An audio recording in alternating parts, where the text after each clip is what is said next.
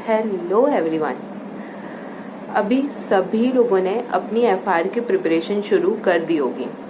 अभी एफआर के साथ यदि कोई और भी सब्जेक्ट्स आप लोग रेफर कर रहे हो ना, तो उसको रोक दो और अब अपना सारा टाइम सिर्फ और सिर्फ एफआर में ही डिवोट करना है। मैं कुछ पॉइंट्स बताने वाली हूँ, मैंने लिखे हुए हैं, जो अभी ये लास्ट ड्यूरेशन अपन प्रैक्टिस कर रहे हैं या प्रिपेयर कर रहे हैं, जो ध्यान में रखने चाहिए वो बताने वाली हूँ।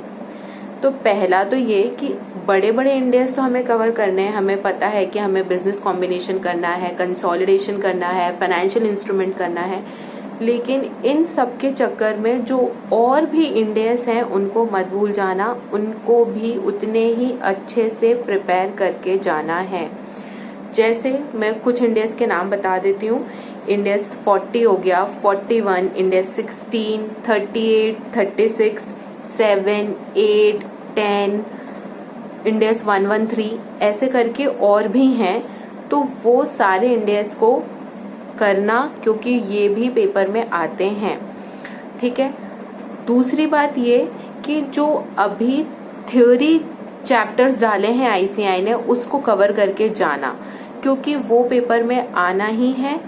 किसी भी फॉर्म में आ जाएगा, एमसीक्यूज के फॉर्म में पूछ लेंगे या कोई क्वेश्चन पूछ लेंगे, और वो आना है, तो उसमें कोई रिस्क मत लेना। वो दोनों थ्योरी चैप्टर्स कवर करके जाना है। ठीक है। तीसरी बात ये कि अभी जो फेज चल रहा है ना लास्ट क्लास का, तो उसमें क्या होता है कि मैराथन्स भी ले रहे होते हैं बहुत से टीचर्स।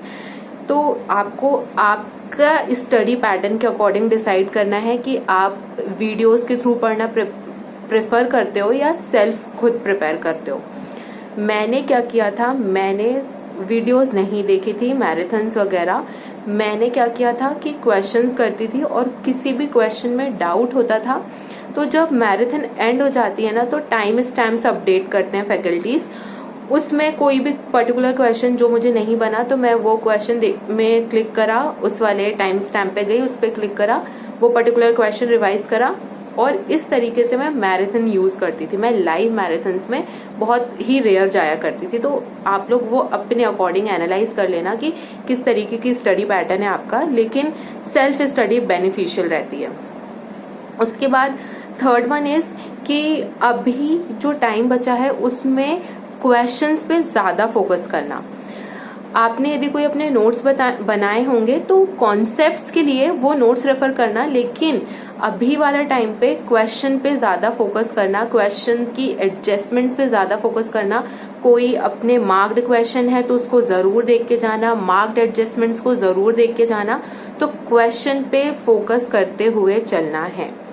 ठीक है। उसके बाद जैसे पेपर 2 मई को है ना, तो आप लोग क्या करना, 30 तारीख को 2 क्वेश्चंस लिख के देखना, मैंडेटरी लिख के देखना 2 क्वेश्चंस, और वो या तो बिजनेस कॉम्बिनेशन का ले लेना या कोई कंसोलिडेशन का या फाइनेंशियल इंस्ट्रूमेंट का।